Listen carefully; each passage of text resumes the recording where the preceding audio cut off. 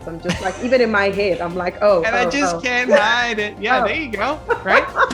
Nobody, I've hung out with all of them. Nobody wakes up and goes, yes, Thursday, what a day. I'm going to win. Like nobody does that. Zero people do that.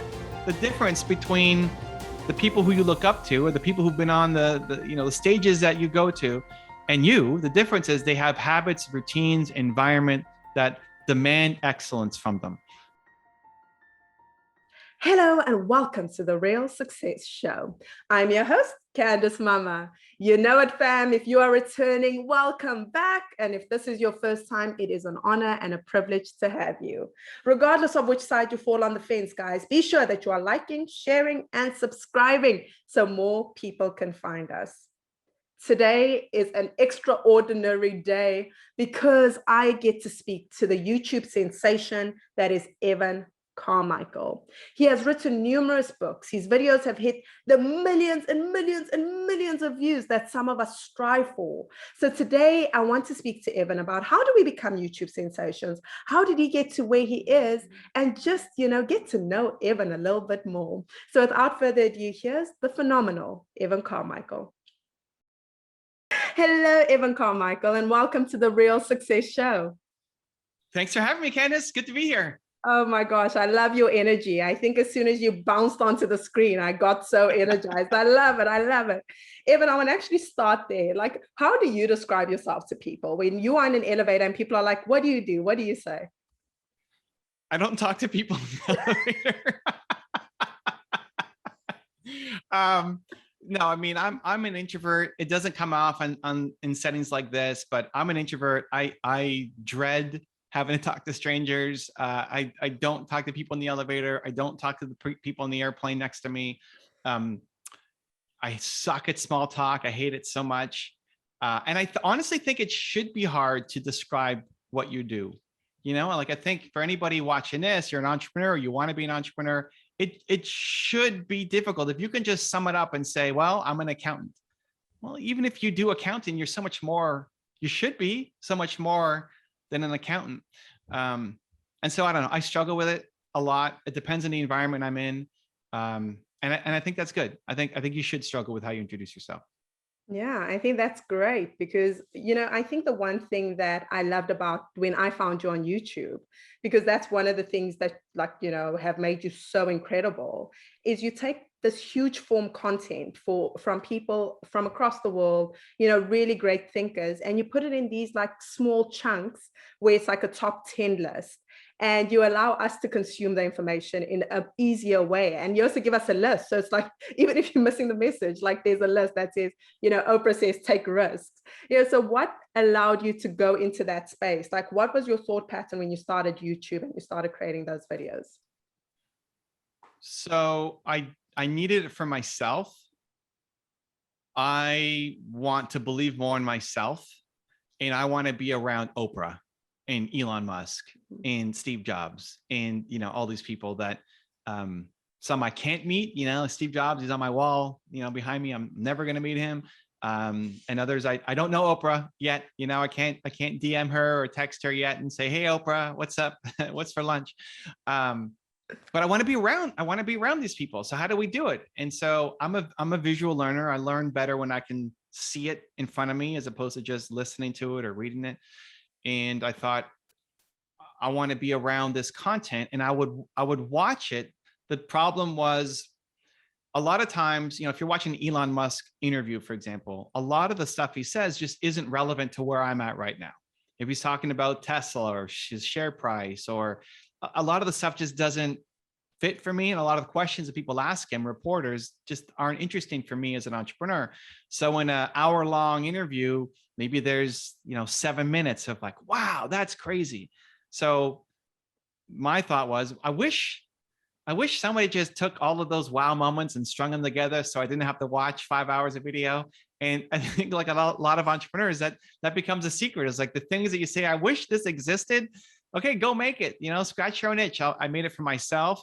And thankfully, enough people like it and use it and need it as well that I've been able to turn it into a business. But even if I didn't, like even if nobody else liked it and I just I needed it for myself, I would still be doing it. They may not be as fancy, edited and all that stuff, but I would still be making it because it's part of my growth and my personal development journey, because I want to be around these big thinkers. I mean, you guys bring a lot of the awesome thinkers to the summits and events that you do. And I help kind of contribute and keep doing that in between all the events. But the more that you're around the people who are doing the thing that you want to do, the more you start to see your life actually change. I love that. I love that you created it for yourself and we get to consume it, right? Because that is entrepreneurship. But Evan, your journey was a little different. You were supposed to be an investment banker, like in your ideal world.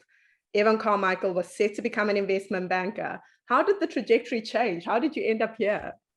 Yeah, she's done her homework. She's done her homework. So okay, so two things happened. One, I was in university, 19 years old. I wanted to be an investment banker. It's in my yearbook. You know, where are you going to be in 10 years? VP at an investment bank.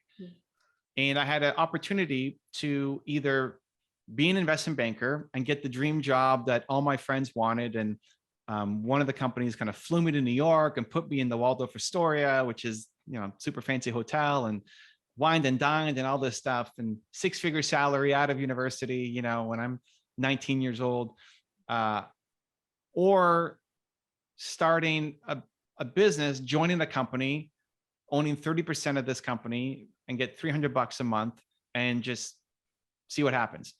And that was probably the hardest decision I had to make in my life. And I said, you know what, I'd rather know and fail than not know.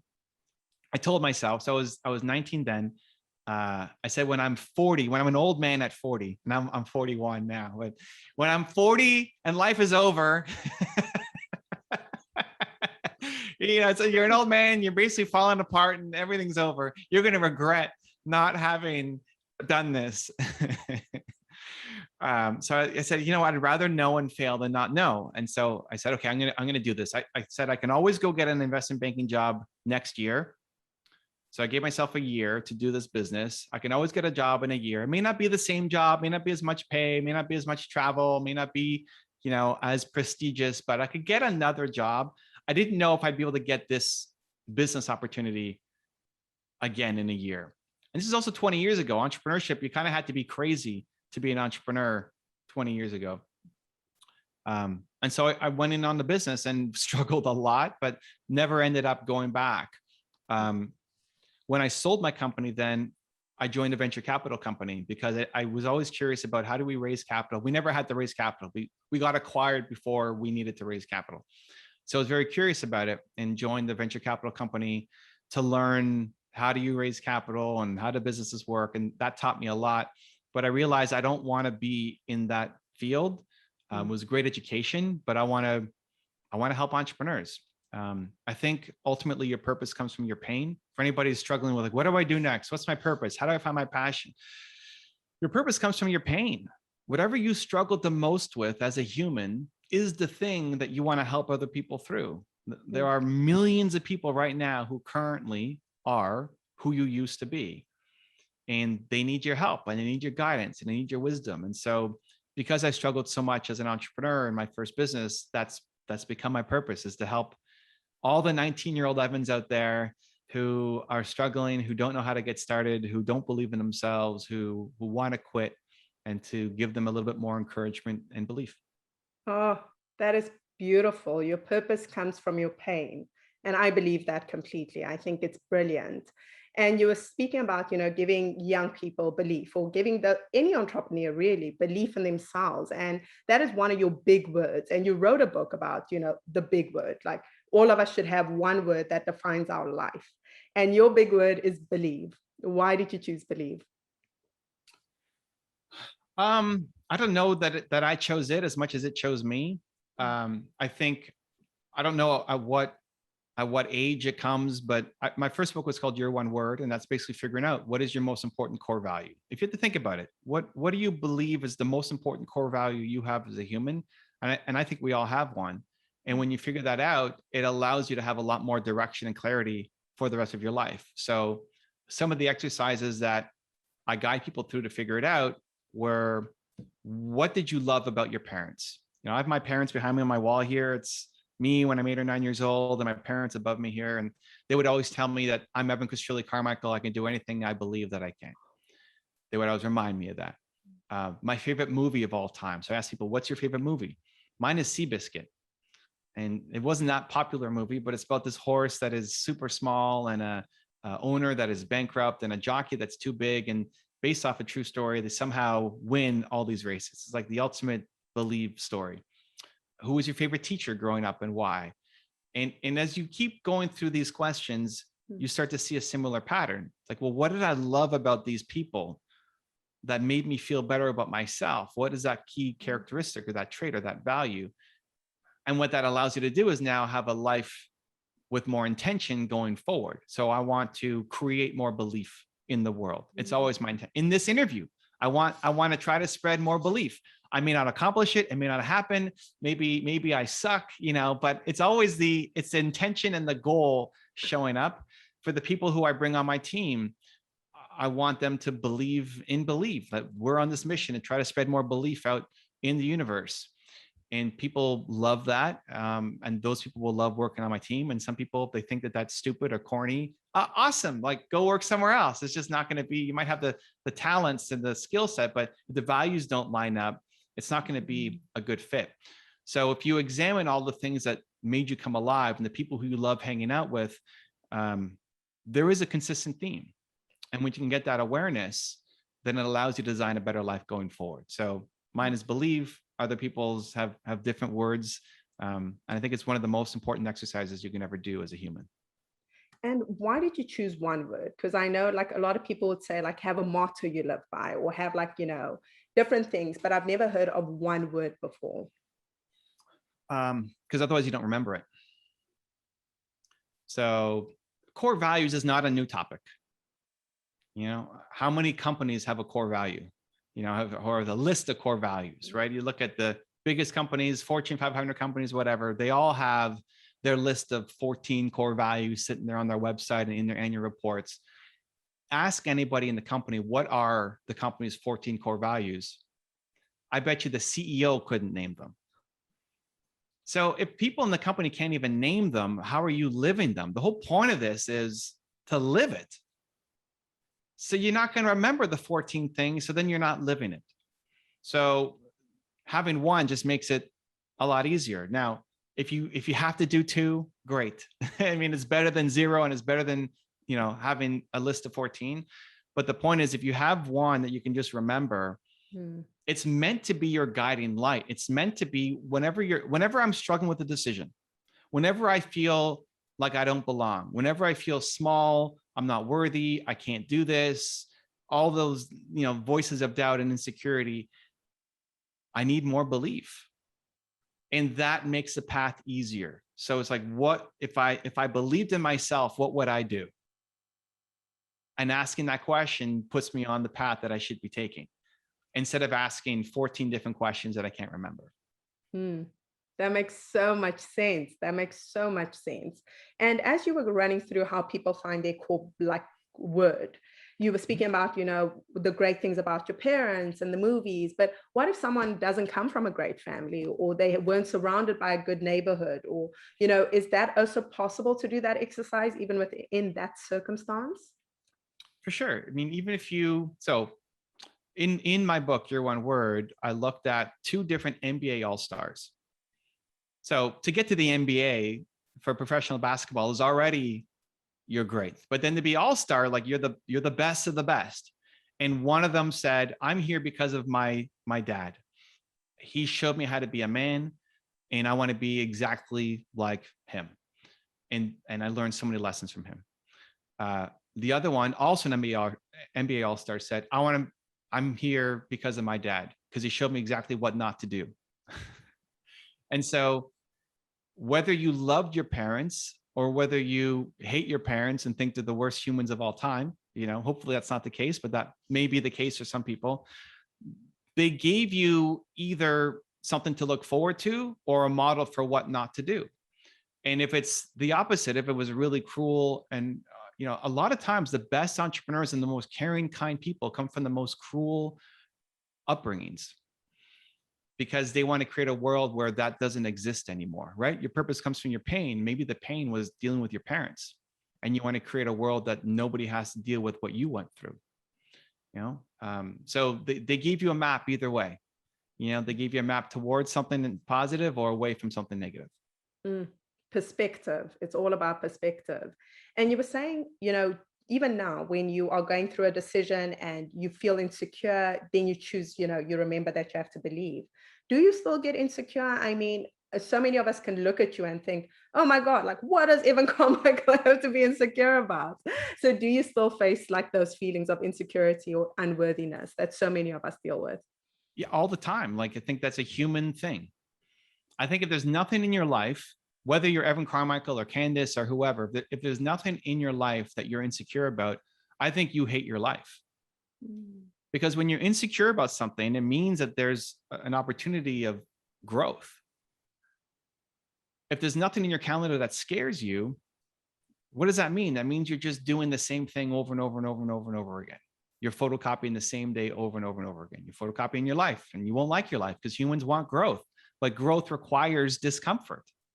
So if you're insecure about something, especially when it's somebody else's opinion, right? We're not even afraid of failing. We're afraid of failing in front of somebody else, right? You'll sing in the shower, but you won't sing on the street corner. Why? Because you're afraid of somebody else, random person on the street corner judging you. We're afraid of failing in front of people. And as long as other people's opinions are the reasons why you're not doing something, you stay stuck and you stay small for life. So it's just trying to catch it. That the hard part is bringing it from subconscious to conscious, because we're just wired to try to get along and to make other people happy. And we squash our own light without even noticing it. We just do it by default. And so it's, whenever you can catch it, whenever you can catch yourself being insecure, you'll cover, I'll cover, you'll cover, everybody will cover that insecurity with a logical reason why we can't do this. So interviews, I had a interview with Deepak Chopra on my channel, and I was super nervous because I don't know a lot about Deepak Chopra, and I don't know about his entrepreneurial ventures. And I don't consider myself, a yogi or deep into meditation or any of the spiritual stuff. A lot of what he talks about is like, I don't understand what you're saying in his deep interviews, right? Like, I don't know, this is going to be a total disaster.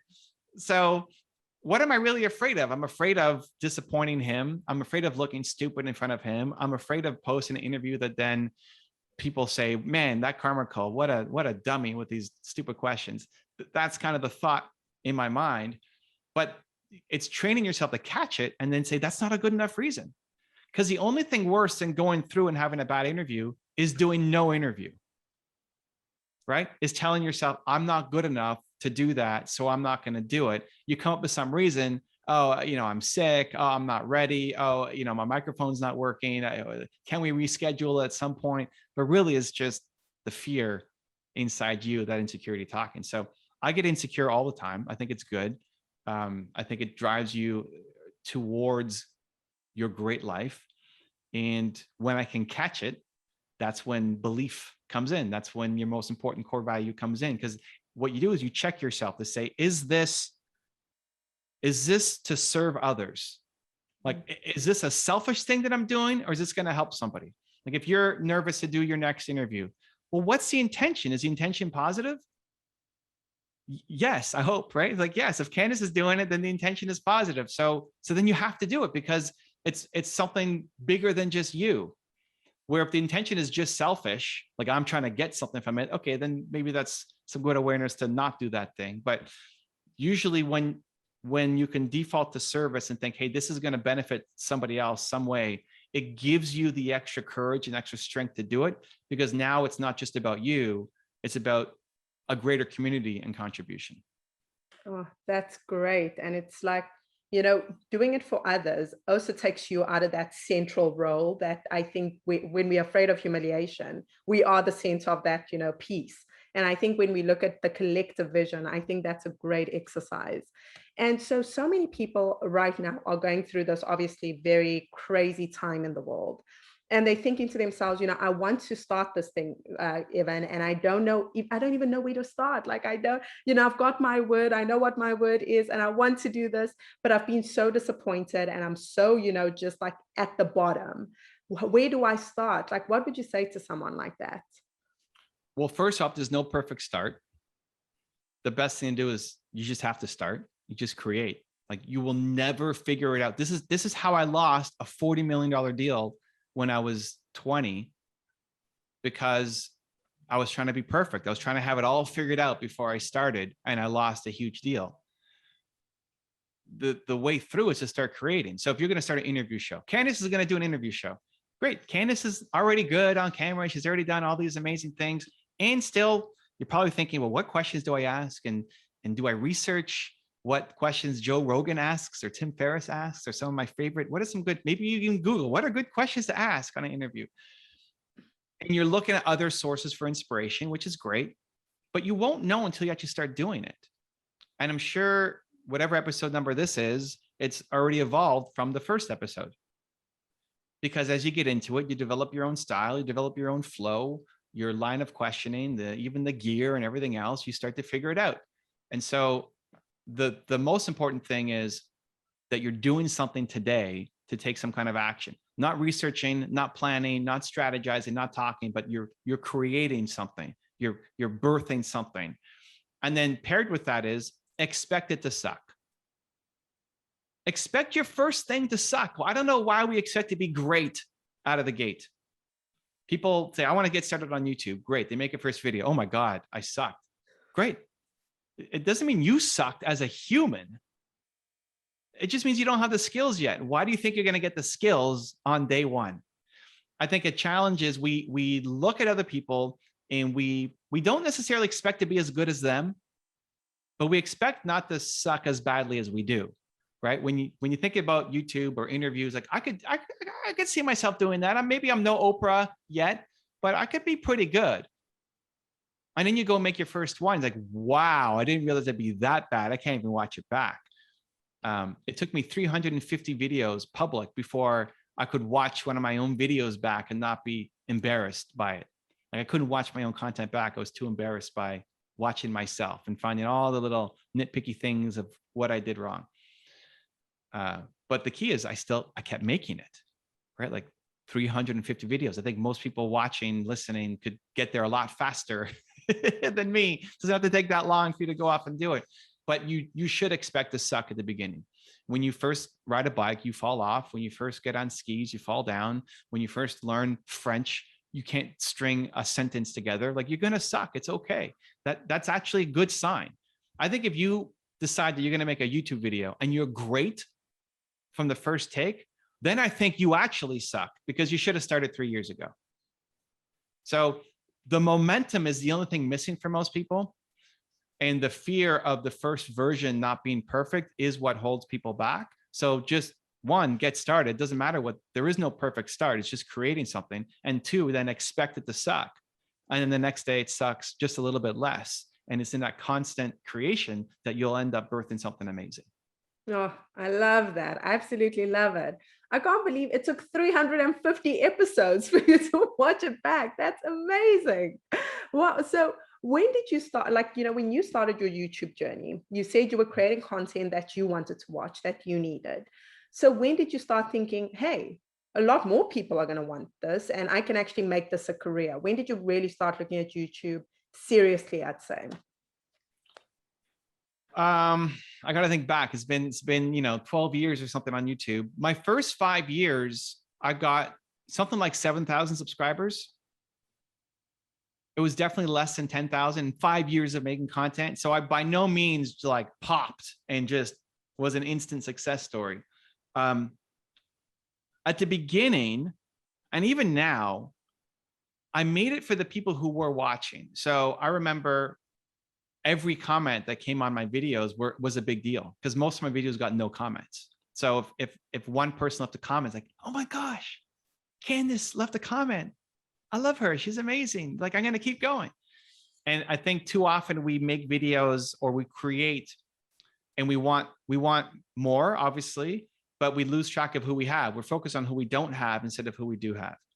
And that game is never, you never win that game. Like I have 3 million subscribers now. Great. Why am I not at 10? Why am I not at 30? Why am I not at 100? You know, like there's always more growth, which is great and aggressive to shoot towards, but it's got to be rooted in the gratitude and recognize that you are serving right now.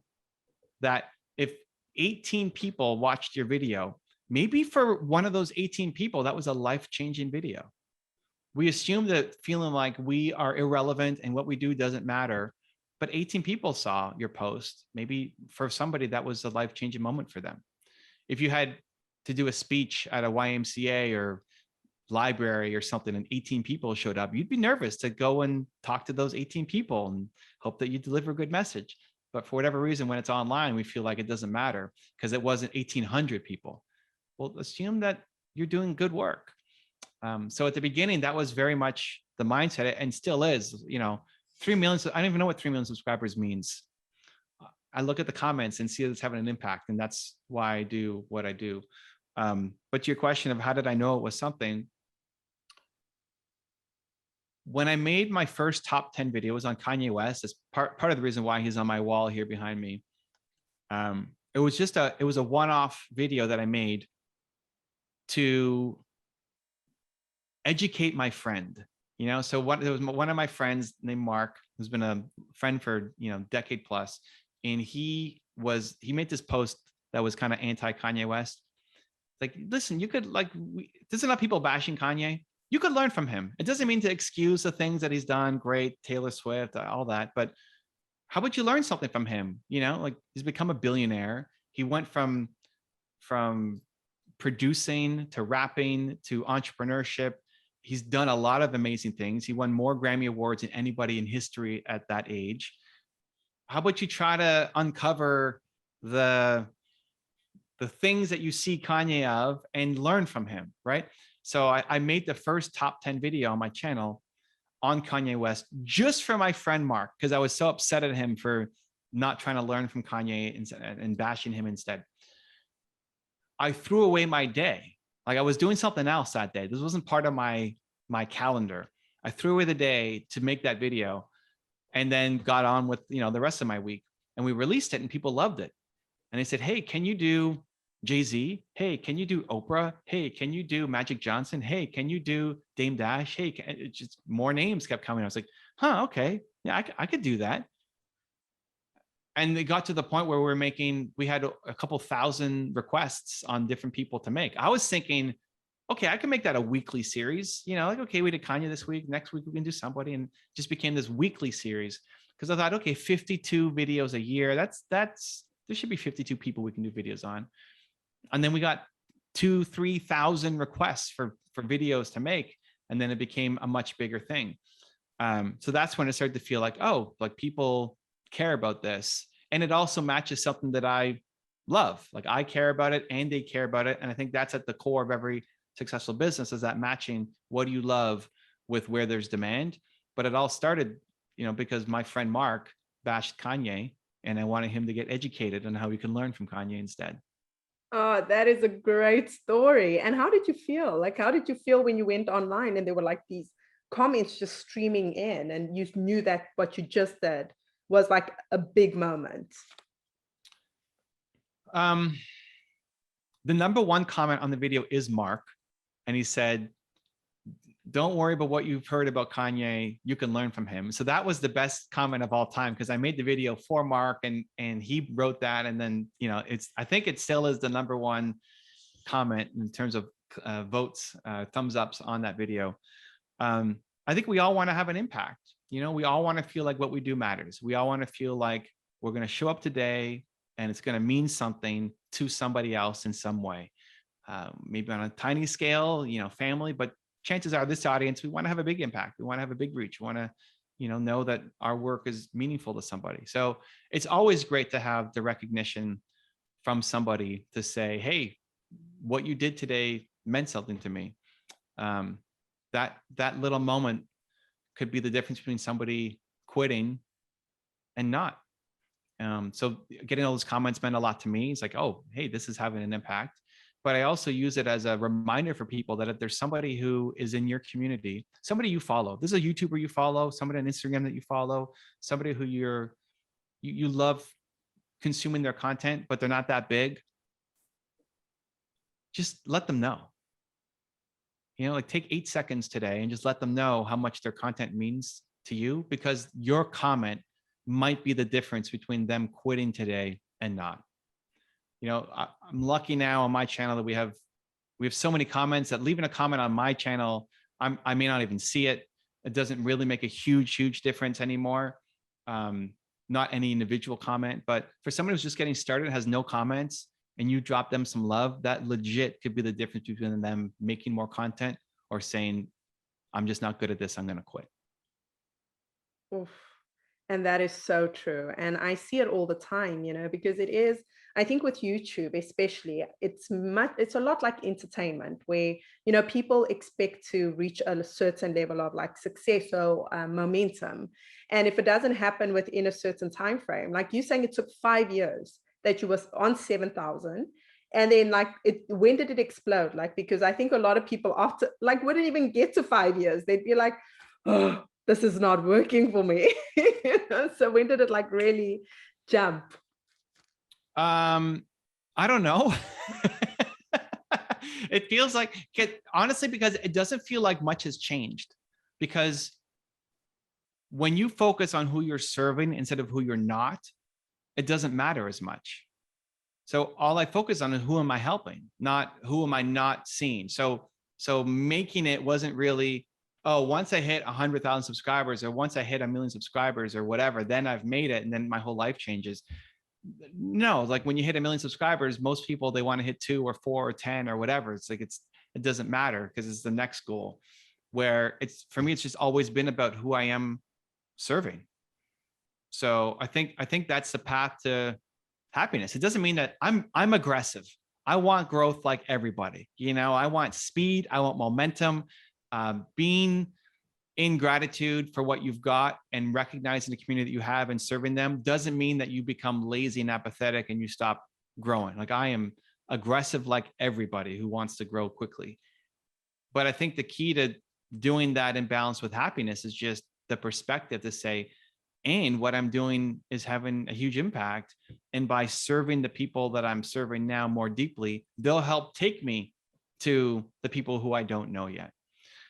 So it's why, looking back, the numbers I don't always remember super well, or when it popped, because it never really felt like there was no one big moment. Even the Kanye video wasn't like this super viral video that just popped and took off.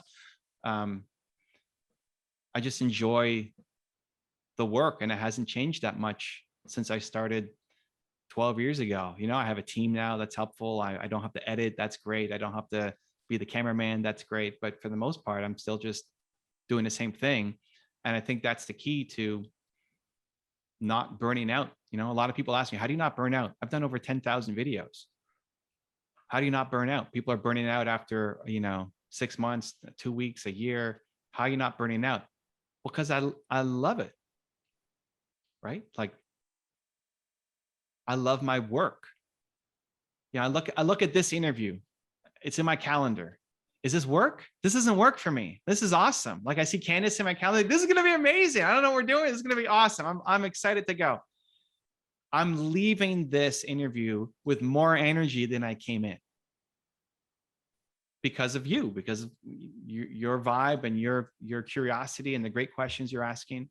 So it's not work. It's the same thing with making my YouTube videos. I'm excited to go do it because I love the actual work that I'm doing, not just chasing the outcome. I think that's how you have purpose. That's how you have growth. And that's how you can do it while sustaining happiness. Oh, that is incredible. And even the people behind you, I see there's Steve Jobs, you pointed out Kanye West. So I want to know, what do each of them represent for you in your life, and why are they on your wall? So Steve Jobs is here because I want to make a dent in the universe, right? It's like have a huge impact. And of all the people, that was one of the big things he was known for. AP Giannini started Bank of America. He's my favorite entrepreneur of all time. And most people have no idea who he is, because he believed in the little guy. he would lend money to people based off of a handshake and a look in their eye. If you can imagine going to a bank and asking for money and like, yes, handshake, I'll give you the money. He gave money to a guy named Walt Disney to help start his first feature-length cartoon when everybody said cartoons are crazy. No one's going to watch a feature-length cartoon. And so he just constantly believed, there's the word, in the little guy and the entrepreneurs. And I love helping big entrepreneurs, but my heart is really connected to the startup because that's where I struggled the most. Then my parents, move around a little bit. Oh, wait, I think that side's easier. My parents and me, so I'm 8 or 9 years old, and just a reminder that I'm Evan Carmicheal. I could do anything and believe that I can. So it's have a big vision, make a dent in the universe, do it through believe. I can do it through believe. And then Howard Schultz started Starbucks, and there was this awesome clip where Starbucks was one of the first big companies to say it's okay for same-sex marriage. And they recognized same-sex marriage in the company. And it was a big deal at the time because it was the only big company that did it. And there was a shareholder at the meeting who said, Howard, like, what are you doing? Stop talking about same-sex marriage. We're a coffee company. Go sell coffee. Like, this is stupid. And this is like challenging him in the shareholders meeting. And Howard then steps up. And I didn't know who Howard Schultz was at the time. And you expect a really typical, boring, like corporate CEO, vanilla, don't say anything, politician kind of answer. And he said, hey, quite frankly, we see the world through the lens of our employees. And if they care about diversity, so do we. And if you're not happy with how our shares in Starbucks have performed, feel free to go sell them and buy shares in a different company. Like, oh, snap. I love this guy. Who's this guy? Howard Schultz? I got to look him up. And then Kanye was, because in this radio, so here he's sitting in a radio station, and in this interview, he was saying the time is now. Like, the time is now to be the greatest you. I don't want to live inside of a corporation for the next 30 years to jump on my idea. The time is now. So this is a stream for me where it's like, have a big vision, make a big impact, do it through believe. I can do it through believe. Stand up for what you believe in, and then the time is now to go take action. And so on different days, I need different messages. And so that's why they're all here in my office. And people often ask me, hey, how do I buy the pictures on your wall behind you? And I think, you want my mom on your wall? It's kind of weird. So I'm not, they're not for sale. But more important than having my mom on your wall is what can you put in your environment? Your physical environment really matters. It's as important as the people that you're hanging out with. Where do you show up? Because you only have to do this once. And then every day I walk in and Steve Jobs is staring me down. And my parents are reminding me of who I say I want to be, right?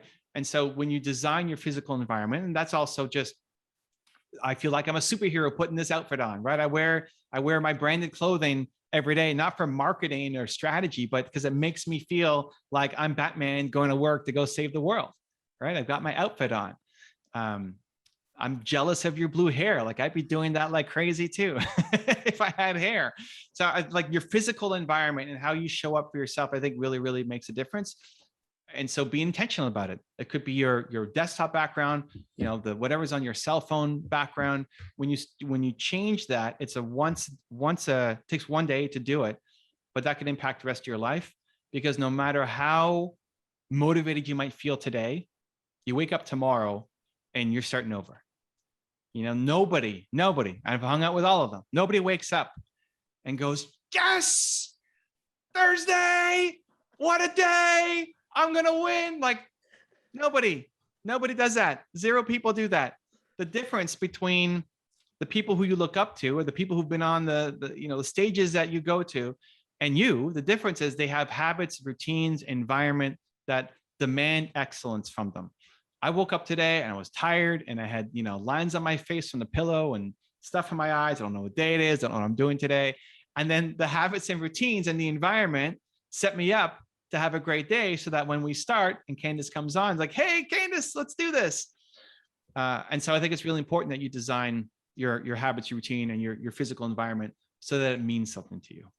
Oh, that is incredible. I'm going to absolutely do that. I think I do it, but I don't think at this scale. And I'm definitely going to up my game, I'd say. And so what are some of your habits? What are some of the habits that make you Evan Carmicheal every morning, like that you get into and that allows you to wake up like, tackle this day? Yeah. The most consistent and important one, I think, is music. So music is the fastest way to change your state. So whenever you're feeling low, what do you usually do? You put on music that helps you feel low.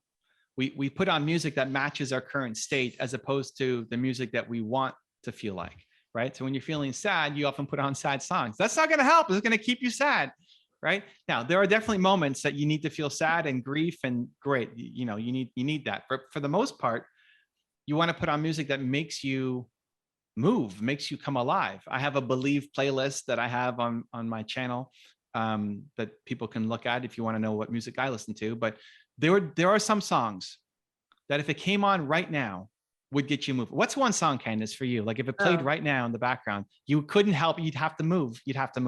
Geez, I'm so excited by the Pointer Sisters. I'm just like, even in my head, I'm like, oh. And I just can't hide it. Yeah, there you go. Right. I'm about to lose control and I think I like it. Oh right? my, don't get me started, Evan. But that's what you need. And I don't think it can be just the same song every morning, but when you make a list of songs, if you started your day and you wake up and you're all tired and you go to the bathroom and all the, whatever usual stuff, drink some water, hopefully. And then you put that song on, guess what's going to happen? You may not be like the Candice we see right now, but you're going to start moving. You're going to start bouncing. The arms will start flying. You're starting to build momentum. And just music is the fastest way to get you to where you need to be. It doesn't have to be, a 3-hour coaching session, right? Like in one song, you could start moving and that sets you up for the day that you want. And so I have my playlist. I encourage people to make, again, don't use my playlist because you may not, I have to put that song, I think, on my playlist now because I like it too. But there's all these crazy songs on my playlist. I've got Serbian songs and Japanese music and all sorts of stuff that you may not like. Great. Don't worry about my songs. What's your song? So that to start the day. The second most important thing is I create an intention for the day.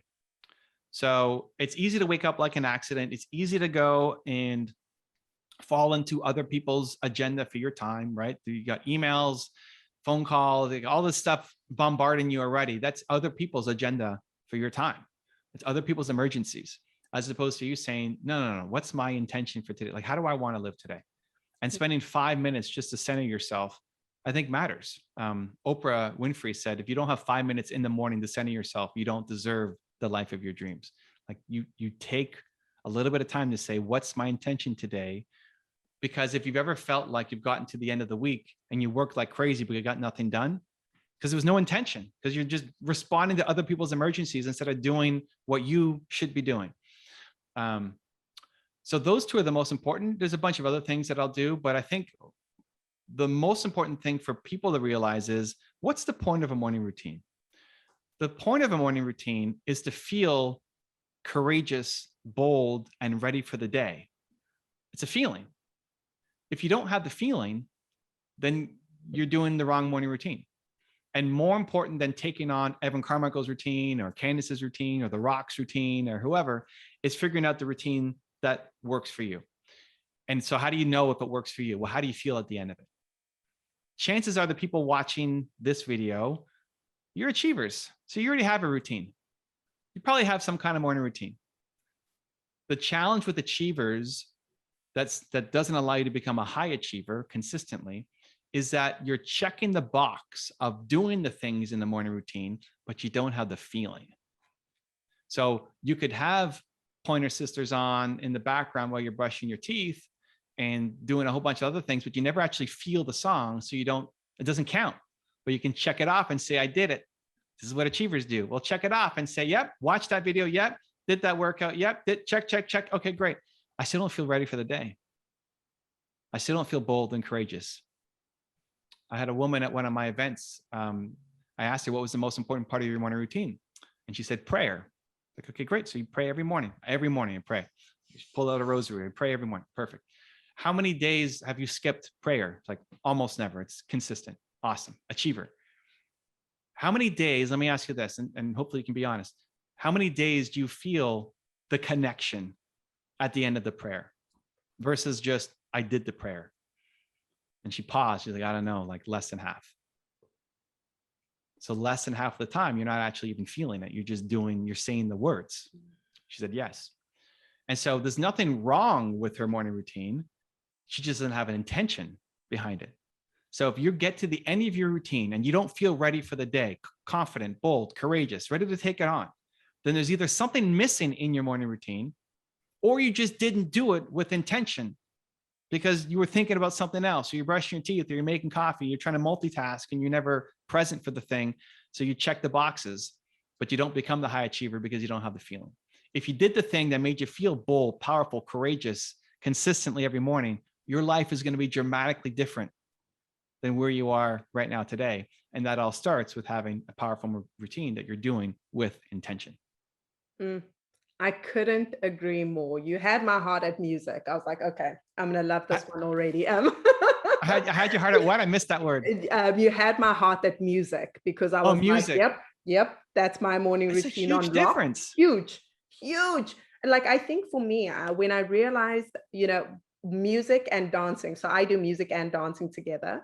And when I realized, like when I put on a good song and I just move my body, it's like I move that stagnant energy out of my body. And I'm not talking about, I'm not the best dancer in the world. I think I speak about dancing so beautifully that people think I'm a beautiful dancer. I am not, but it's a part of my morning routine and it makes me like feel good. And I started posting them on my Instagram, and it's incredible that just watching someone else dance, and like I said, I'm a terrible dancer, it makes people feel good and they want to dance because they just see you having a good time and enjoying your life and enjoying your day.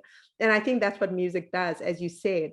Where you got me though was when you said, don't listen to sad music when you're sad, because that is me. I am like, I'm feeling so devastated today. Let me put on Adele. And then I'm like, I end my day and I'm like, I wonder why I had such a sad day today. So let me add two more things just on that, because I think it's helpful. The first is you don't have to dance and go crazy. And this is something that sometimes the guy's like, well, I'm not a dancer. I don't want to dance. And I never dance. And no song will make me dance. Okay. What song would you tap your foot to? What song would you just start bobbing your head? Because every guy's got the head bob down on some song. You don't have to be out dancing, going crazy, free spirit, wild and crazy. But there's some song that would just make you bob your head or bounce your foot or bounce your knee a little bit. That's what I'm talking about, right? So like, what are those songs? Everybody has a range of expressiveness. Don't worry about comparing yourself to somebody who's crazy expressive. What's your version of just doing a little bit of bouncing? And the second is just attaching to the sadness comment. I try to move myself out of every negative emotion except for grief.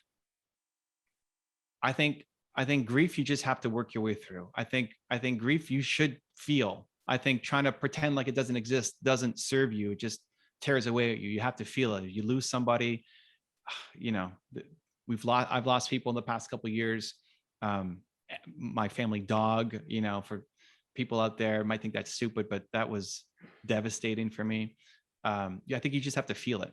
But other negative emotions, if you're angry, if you're jealous, if you're depressed, if you're raging, if you're fearful, those are the ones that I try to move myself out of. And I don't want to feel jealousy. I don't think there's an upside to jealousy. Grief, you got to feel and work through. Jealousy, there isn't. I mean, I'm open. Somebody can tell me what the benefit of jealousy is. I'd rather move out of that into a more courageous, positive, uplifting mindset. So just do a check. How are you feeling? And is it grief or is it something else? And if it's something else, then put on some positive music and let's go. That is powerful. And I completely relate to the family dog thing, because I lost my cat and I just could not stop crying. I think the whole day I was just like, so I completely get it. And moving on, Evan, the last two questions I want to ask you is, the first one is, what is real success to like Evan Carmicheal? I think it's just waking up every day and knowing that what I do matters. I think that's at the end of the day, all we want. Think about the things that you think are success, whether it's how many subscribers you have or a dollar amount in your bank account or a specific vacation or whatever. But think about goals you've hit before. Once you hit the goal, it's not as good as you thought it was going to be. And then like, well, what do I do next? And so success really is just feeling like you matter. We all want to feel like we matter. We all want to feel like today is going to mean something to somebody else. And if you woke up every day and felt like today actually mattered, you're on the path to having success, happiness, fulfillment, all of it. And if you woke up and felt like today doesn't matter to anybody, it doesn't matter if I show up, nobody will care either way, that's the path down to depression, and even worse, suicide, etc. So success is feeling like what you do today really matters. That is powerful. And last question is, what is one thing about Evan Carmicheal that we will not find on Google? Wow. Any version of me singing, I'm so excited. We got the exclusive right here with Candice. I absolutely love it. Well, I'm so excited that I got that exclusive tidbit. That is probably going to be our promo reel for everything. Wow. Makes me very, very self-conscious. No, it was magic. It was absolute magic. Evan, it has been an honor and a privilege. Thank you so much for taking time to be on the Real Success Show. Thanks, Candice. Appreciate you. Thank you. I love Evan. I love Evan. Guys, please do tell me, what about this interview really stood out for you? There were so many points that Evan made. I love the fact that he stands for belief, because in so many ways, I believe that's what the Real Success stands for too. And so I really hope you guys enjoyed this as much as I did. If you have not attended a Real Success Summit, be sure you are checking out the show notes below. If you have not joined our Real community, be sure that you are checking out the show notes below. You don't want to miss the action and the fun. Guys, it has been an honor to serve you today, and I hope to see you again next week.